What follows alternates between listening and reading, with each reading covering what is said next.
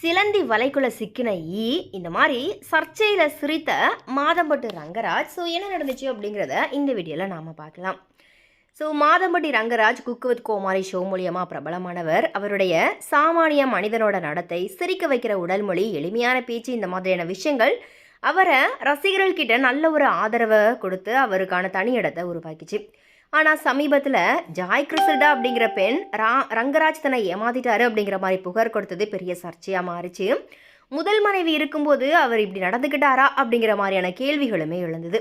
இந்த சர்ச்சை காரணமாக இப்போ ரங்கராஜ் குறித்து சோஷியல் மீடியாக்களில் விமர்சனங்களும் மீம்ஸ்களும் குவிஞ்சிட்டு வருது. அண்ட் இந்த குக் வித் கோமாளி எபிசோடில் பார்த்தீங்கன்னா நடிகை பிரியாராமனோட கையை புகழ் பிடிச்சிக்கிட்டு இருந்தார். அப்போது ரங்கராஜ் இடையில குறுக்கிட்டு கையை விடுறா அப்படிங்கிற மாதிரி நகைச்சுவையாக சொன்னார். அதுக்கு புகழ் கொஞ்சம் கூட யோசிக்காம, நான் கையை விடுறது இருக்கட்டும், நீங்கள் என் வாயை கலப்பாதீங்க அப்படிங்கிற மாதிரி கவுண்டர் டயலாக் கொடுத்தாரு. இந்த வசன ஒளிபரப்பானதும் ரசிகர்கள் சிரித்தும், அதே சமயம் ரங்கராஜனுடைய தனிப்பட்ட வாழ்க்கையை ஞாபகப்படுத்தியும் கொஞ்சம் வித்தியாசமான கருத்துக்களை பகிர்ந்துக்கிட்டாங்க. இதே எபிசோடில் பிரியாராமன் குறைஷி கிட்ட உங்களுக்கு எந்த பாடம் வேணும் அப்படிங்கிற மாதிரி கேட்கவும், அதுக்கு குறைஷி டூ டு டூ டூ டு டூ ஐ லவ் யூ டூ அப்படிங்கிற மாதிரி அந்த பாடலை வந்துட்டு சொல்ல, என் நண்பருக்காக, எனக்கு இல்லை மேடம், என் நண்பருக்காக கேட்குறேன் அப்படிங்கிற மாதிரி சொல்லி டைரெக்டாக மாதம்பட்டி ரங்கராஜை கலாய்ச்சார். இந்த காமெடி பஞ்ச் காட்சிக்கு முழு செட்டப்புமே பார்த்தீங்கன்னா சிரிப்பில் மூழ்கிச்சு. ரங்கராஜ் அதுக்கு எல்லாமே சிரிப்பு மட்டுமே பதிலாக கொடுத்தாரு.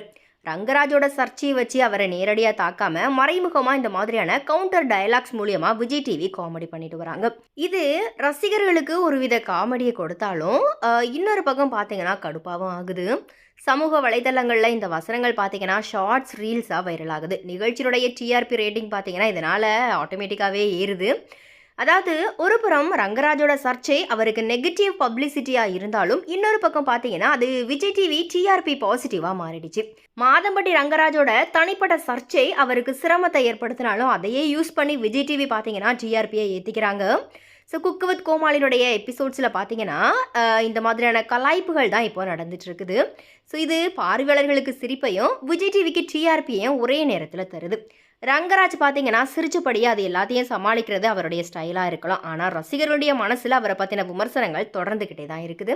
ஸோ இதை நீங்கள் எப்படி பார்க்குறீங்க? உங்களுடைய கருத்துக்கள் மாதம்பட்டி ரங்கராஜ் குறித்து என்ன அப்படிங்கிறத மறக்காம கமெண்ட்ஸில் ஷேர் பண்ணுங்கள்.